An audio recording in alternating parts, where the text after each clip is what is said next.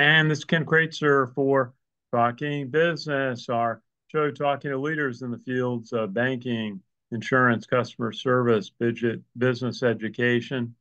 And great to talk to today to David Seals, who is a U.S. Army veteran, a West Point graduate, also a graduate of Texas A&M Law School, now is a financial advisor at Edward Jones down in the Dallas area. David, good to see you. How are you doing today? Ken, doing very well. Thank you very much for having me on today and everything you do for the West Point military community. Well, very good. Well, first, let's just tell us a little bit about your time at West Point. What did you study there? Any key activities? So I was just a typical average cadet, really. My major was systems management, and then just participated in the company athletics. So I did biathlon, swimming, ultimate frisbee, and just focused on the grades, leadership opportunities, and training. And then had a really core group of friends that are still my friends to this day. They were the best uh, groomsmen in my wedding. Oh, that's great. Now, what class year were you? 2012, and I was Oh, started out in company A3. Then at the end of Yuck year was moved to E4. E4. Okay. I might have been at your graduation. We cover the West Point graduations. Just thrilling to see some of the cadets that we watch enter on our day graduate and then commission into the U.S. Army. Now, tell us a little bit about your time as a field artillery officer in the Army. So once I graduated, I went to Fort Sill, and I'm originally from Oklahoma, so it was my old stomping grounds there in Lawton in the central Oklahoma area.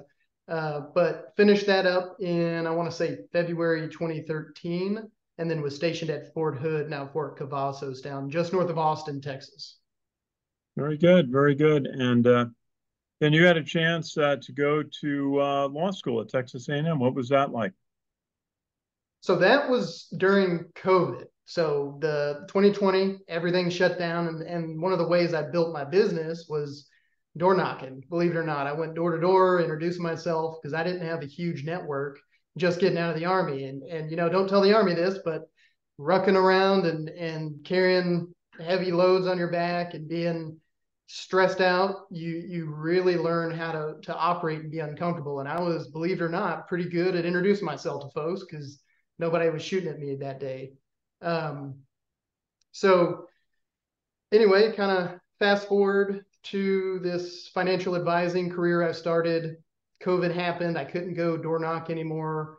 Had to do something with my time. And I finished a 2-year master's program. So it's a master's of jurisprudence, or an LLM, as it's called in some places, but it's specifically for wealth management law. So equities law, estate and tax planning, securities law, all that stuff combined into one for more high net worth clients. But it really gave me a background in the wealth strategies career space.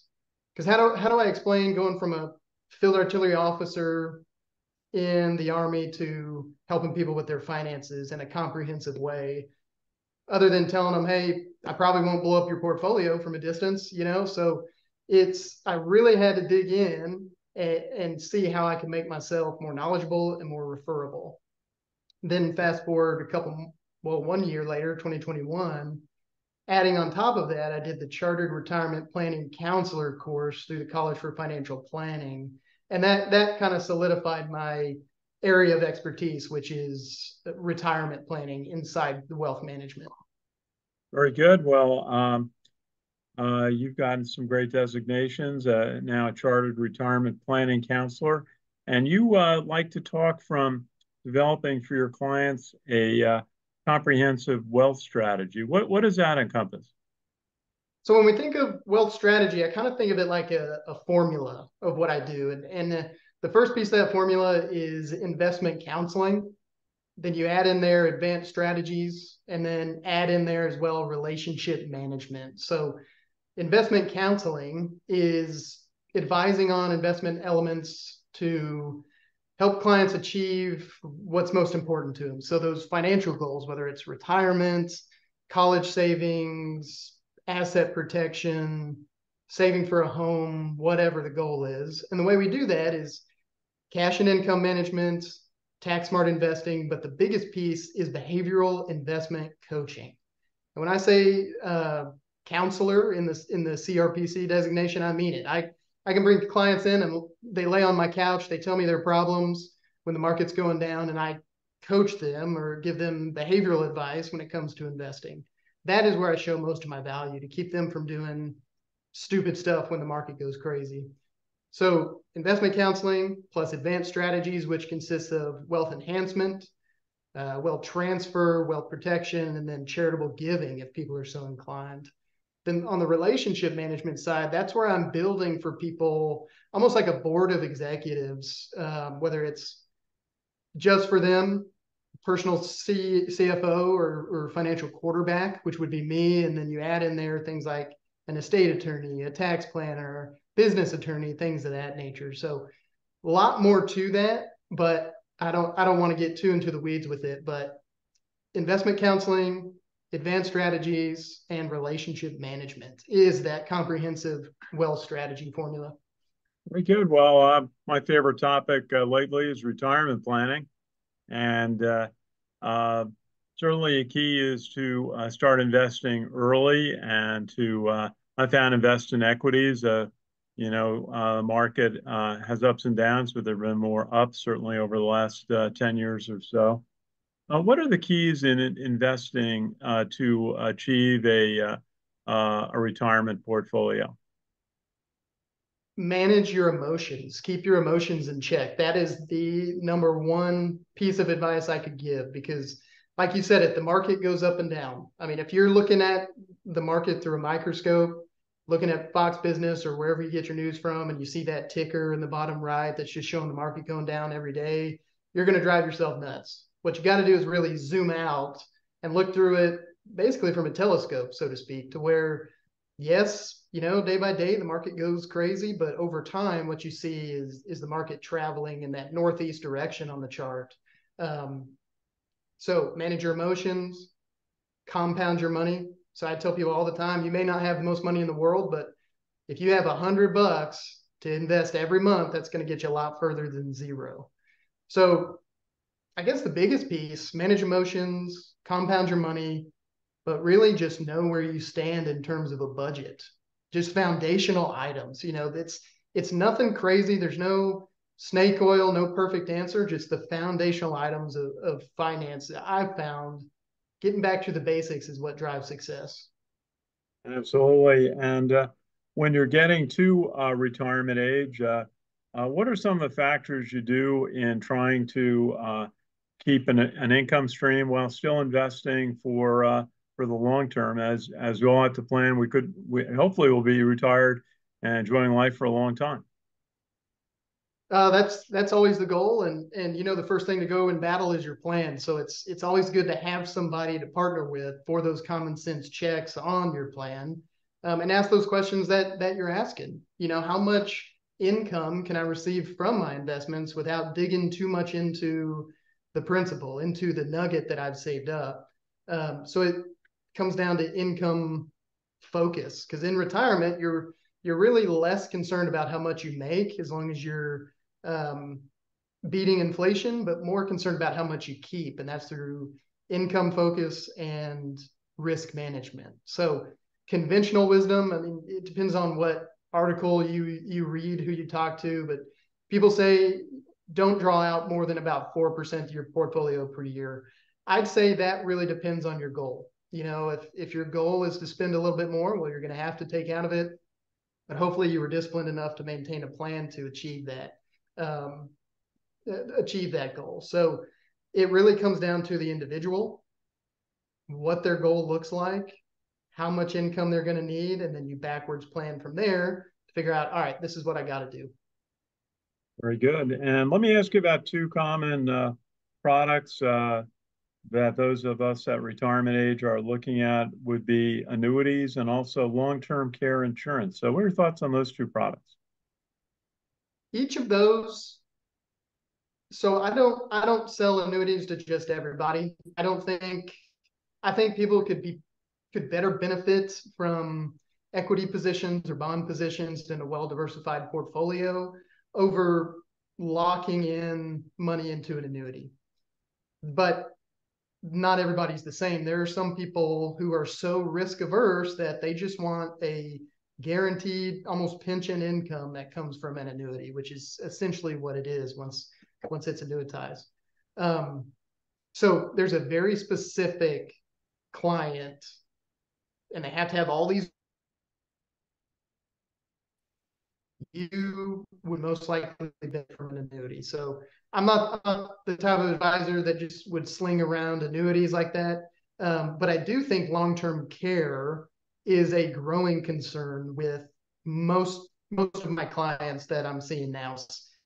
Most of my book, I would say, are getting to that retirement age. Some are retired already. But long-term care is something each individual needs to look at based on current health status, health history of their family, and finding the right insurance policy that has the long-term care riders built into it. Because nobody's going to have a perfect retirement. Nobody's going to stay 100% healthy during retirement. We know things are going to happen. Long-term care, if you can afford it, really saves your bacon when it comes to, the plan being messed up by life, so to speak. Very good, very good. Well, I just have a moment left. I wanted you to talk about one of your activities, helping veterans, fellow veterans, and you've been served as the chair of the Frisco Veterans Advisory Committee. And tell us a little bit about some of the issues and topics that you've developed for veterans on that committee. I appreciate you asking about that. So when I got out, I had to do a lot of soul searching in this transition. Going from the military to civilian world is almost like doing night land nav. If you don't have a good plan, you're going to get lost, especially when they turn the lights out on you. So I went and started a career at Capital One. I was laid off from that twice within a year before I started here at Edward Jones. I did a lot of soul searching in that time, and I realized I still loved serving the community. So that's what I felt like I was doing when I started this career, but I needed something else. And that something else was giving back to veterans. And the way I do that is I serve as trustee in the Frisco VFW, which is a phenomenal post. Veterans of Foreign Wars, very young, some Korean War veterans, some Vietnam, but a lot of Iraq and Afghanistan veterans now that are joining. So very young post comparatively, very active in the community. And then on top of that, as you mentioned, I served as chair of the Frisco Veterans Advisory Committee, and that is just a vibrant group of actively engaged veterans and patriots, people who never served but really love to help veterans, sitting around a table talking with the city council and mayor about the best way for Frisco to serve our veterans. And we actually worked on a veteran ready initiative, which, to kind of put it simply, every city or every organization claims to be veteran friendly. Nobody really knows. There's no definition for what that is. I hadn't seen like any programs that specifically set up that said, hey, we're veteran friendly, come here, we'll help you out. So we focused on becoming veteran ready and went through a whole consultation, a whole process to create this definition of what veteran ready is. How can we implement programs and policies through the city council to make sure we kind of have this big flashing neon yellow sign that says veterans come here, to increase our veteran engagement in the community. So I love giving back to folks in kind of my personal life, volunteer time, even though right now I don't have a lot of that because my wife and I just had our first kiddo about a week before Christmas. So now I'm in my dad era, so to speak, and more focusing on that, but still trying to help veterans every moment I can. Well, that's David Seals, West Point grad. Got to ask, what was your best moment serving in the U.S. Army? Ooh, when I got my DD 214. No, I'm just kidding. Gosh, best moments. When I got back from Afghanistan and was able to hug my wife, well, she was my girlfriend then. especially because she may watch this video. So I definitely want that on record. Okay, well, just mention your deployments real quick. I didn't get a chance to ask beforehand. Tell us about your service overseas.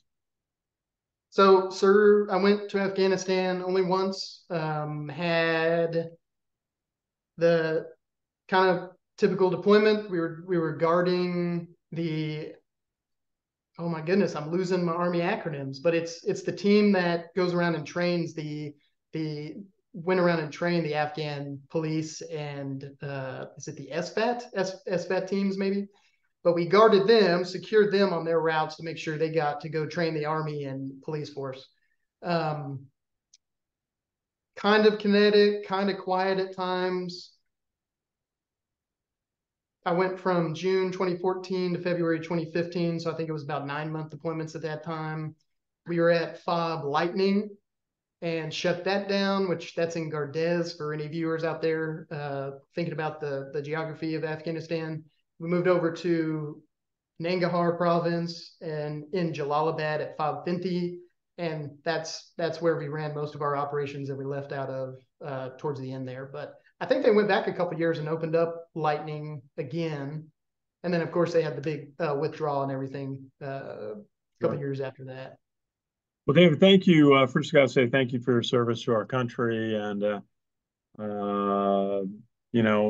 you are extraordinary leading a deployment, leading your unit there to Afghanistan. And I said a West Point grad and class of 12, Texas A&M grad, and now a chartered retirement planning counselor at your firm at Edward Jones, right in the Dallas area. What's the best way for someone to reach you? I know you're very visible on LinkedIn. LinkedIn is great. That'll lead you to my website, or people can go directly to edwardjones.com/David-Seals. Okay. David, again, great to talk with you. We always enjoy hearing from West Point graduates and see what you're doing, in service, but then also continuing to serve veterans as you are. Great to talk with you today. Thank you very much, Ken. I appreciate it. It was an honor to serve and an honor to be on this program with you. Thank you. Our pleasure. Hey, this is Ken Kraetzer for Talking Business, also for CaMMVetsMedia. Thank you for watching.